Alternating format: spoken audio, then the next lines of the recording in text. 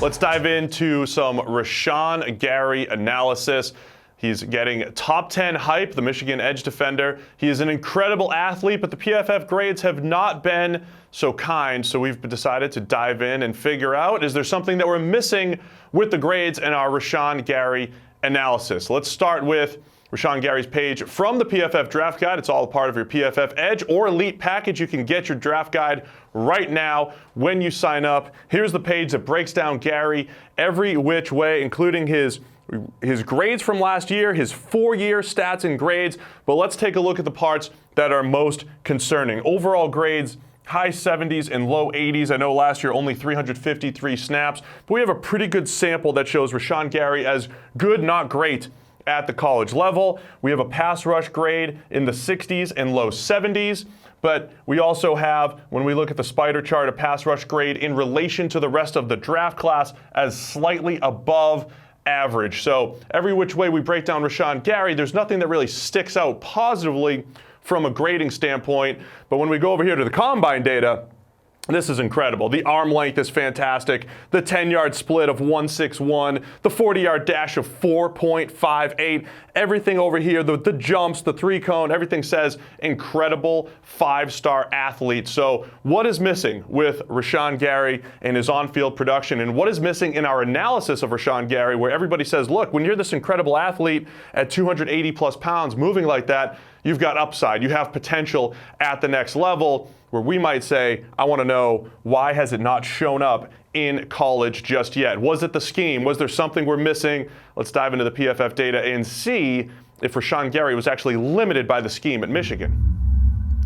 All right, we have the rich PFF database to help us unlock some answers about Rashan Gary. We had some people, when I tweeted about this back during the NFL Combine, they said, look, he's coming from a scheme in Michigan where he's opening things up for second-level blitzers, and he's got to hold his gap, and he's not really rushing after the quarterback. And those scheme concerns are certainly fair, and we're going to bring up some of those with an Ed Oliver analysis from Houston and how his grade might not be true because of his usage pattern. But the opposite is true for Rashan Gary. When he's had opportunities to rush the passer, the production is still just not there, and that's what's concerning for a player that's getting top 5 and top 10 overall hype. So what I've done is taken the PFF database and said, okay, over the last 3 years with Rashan Gary compared to his peers in the draft class, what if we take blitzes out of the equation? What if we take stunts out of the equation? And this is just pure pass rushing, man on man. Let's put everybody into a similar scenario and situation. How do the PFF grades stack up in that situation from a pass rush standpoint? As we see the top graded players, we see some big names. First off, Ronheen Bingham from Arkansas State, a name you guys need to know, who might be a mid-round steal as an edge rusher, a 93.9 grade in this situation. Josh Allen, he's getting proper first-round hype with a 93 overall grade. Sutton Smith, who dominated the MAC. We see Nick Bosa from Ohio State. He's probably the best pure edge defender in the entire class. Anthony Nelson is up there. O'Shane Zimenez from Old Dominion. Zach Allen, a potential first-round pick. Ja'Kai Polite, a potential first-round pick. Even Chase Winovich, Gary's teammate at Michigan, he lands in the top 10. Brian Burns, a potential first-round pick. Montez Sweat, maybe this is a little concerning for a guy that's also getting first-round hype, but he's at least at number 14 and in the 80s from a PFF grade standpoint. But if we skip over a few players, we see Rashan Gary. We actually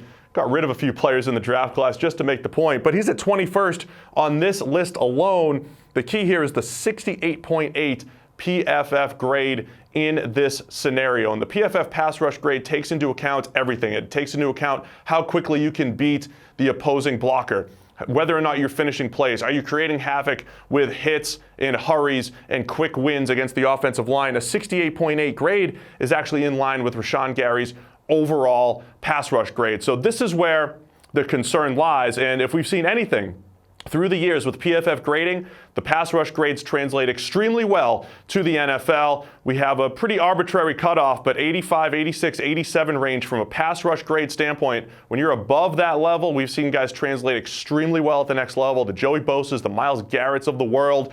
and a bunch of others. And the fact that Rashan Gary has been in the high 60s and low 70s from a pass rush standpoint is a huge concern, and even more of a concern when you try to filter out some of the scheme excuses and say, look, no blitzes, no stunts, it's pure pass rush, get after the quarterback. And against his peers, Rashan Gary far lower than a lot of the other guys that are getting first-round hype. So that's where we stand right now on Rashan Gary, a guy that has incredible tools, but the risk is just too much in the first round.